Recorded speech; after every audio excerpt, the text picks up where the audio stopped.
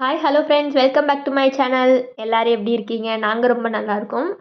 இன்றைக்கி வந்து நம்ம ஒரு டிஷ் பார்க்க போகிறோம். என்னென்னா, இந்த டிஷ் வந்து 10 நிமிஷத்தில் ஈஸியாக செஞ்சிடலாம். Bachelors recipe. அப்படி என்ன ரெசிபி அப்படின்னு பார்க்குறீங்களா?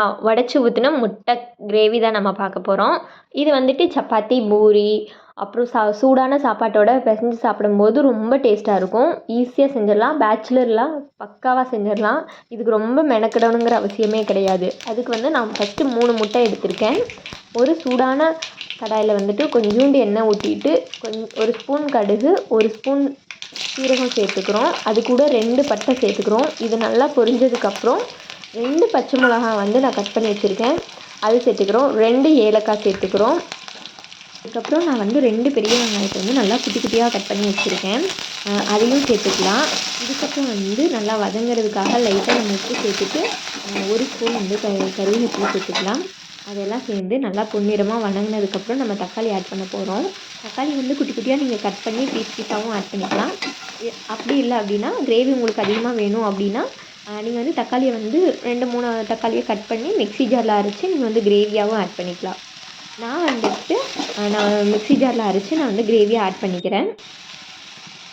அதுக்கப்புறம் அந்த தக்காளி நல்லா வந்து கொதிக்கணும், பச்சை வாசனை போகணும். அது வரைக்கும் வந்து நம்ம வந்து வெயிட் பண்ணலாம்.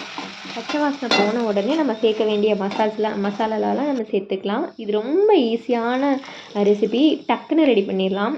கொஞ்சம் கெட்டியாக இருக்கனால நான் வந்து ஒரு அரை டம்ளர் தண்ணி ஆட் பண்ணிக்கிறேன். உங்களுக்கு எவ்வளோ தேவைப்படுச்சோ நீங்கள் அவ்வளோ வந்து ஆட் பண்ணிக்கலாம். எனக்கு வந்து அரை டம்ளர் தண்ணி போதும். இதில் என்ன மசாலா நம்ம ஆட் பண்ண போகிறோம்னா, 1 ஸ்பூன் மஞ்சள் தூள், 1½ ஸ்பூன் மல்லித்தூள், 1½ ஸ்பூன் கரம் மசாலா ஆட் பண்ணிக்கிறேன். இவ்வளோ தான் நம்ம வந்து மிளகா போட்டிருக்கோம், அதனால் வந்து காரம் வந்து ஈக்குவலாக இருக்கும். இது வந்து 5 மினிட்ஸ் நல்லா கொதிக்க விட்டுடலாம், பச்சை வாசனையெல்லாம் போகிற வரைக்கும்.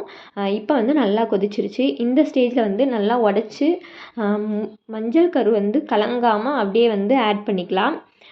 3 முட்டை நான் ஆட் பண்ணிக்கிறேன். இதை வந்து சிம்மில் இருக்கணும் அடுப்பு, அப்போ தான் வந்து அடியில் வந்து பிடிக்காது.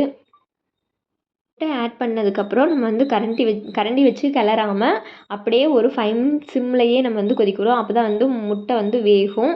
இதை வந்து நீங்கள் மூடி போட்டு 5 மினிட்ஸ் நல்லா வந்து கொதிக்க விடணும். கொதிக்க விட்டதுக்கப்புறம் நல்லா கொதித்ததுக்கப்புறம் நீங்கள் வந்து பார்த்திங்கன்னா மேலே இருக்க முட்டை வந்து நல்லா வெந்திருக்கும். இது வந்து ரொம்ப டேஸ்ட்டாக இருக்கும். சப்பாத்திக்கெலாம் வச்சு சாப்பிடும்போது ரொம்ப டேஸ்ட்டாக இருக்கும். ஈஸியான ரெசிபி, நீங்களும் கண்டிப்பாக ட்ரை பண்ணி பாருங்கள். முட்டை நல்லா வெந்ததுக்கப்புறம் நம்ம வந்து ஒரு கொத்து வந்து மல்லித்தூள் தூவி நம்ம வந்து 2 நிமிஷம் சிம்மில் வைக்கலாம். வச்சதுக்கப்புறம் நீங்கள் வந்து இதை வந்து சப்பாத்தி பூரி கூட வச்சு சாப்பிடும்போது செம்ம டேஸ்ட்டாக இருக்கும். நீங்களும் கண்டிப்பாக ட்ரை பண்ணுங்கள். நெக்ஸ்ட்டு என்ன ரெசிபி வேணுங்கிறத வந்து கமெண்ட் பண்ணி சொல்லுங்கள். கண்டிப்பாக நானும் ட்ரை பண்ணுறேன். Thank you so much. இந்த வீடியோ உங்களுக்கு பிடிச்சிருந்துச்சுன்னா லைக் பண்ணுங்கள், ஷேர் பண்ணுங்கள், கமெண்ட் பண்ணுங்கள். கண்டிப்பாக சப்ஸ்கிரைப் பண்ணி விடுங்க. அப்போ தான் என்னோடய வீடியோ கண்டினியூஸாக பார்க்க முடியும். Thank you so much. Happy ending.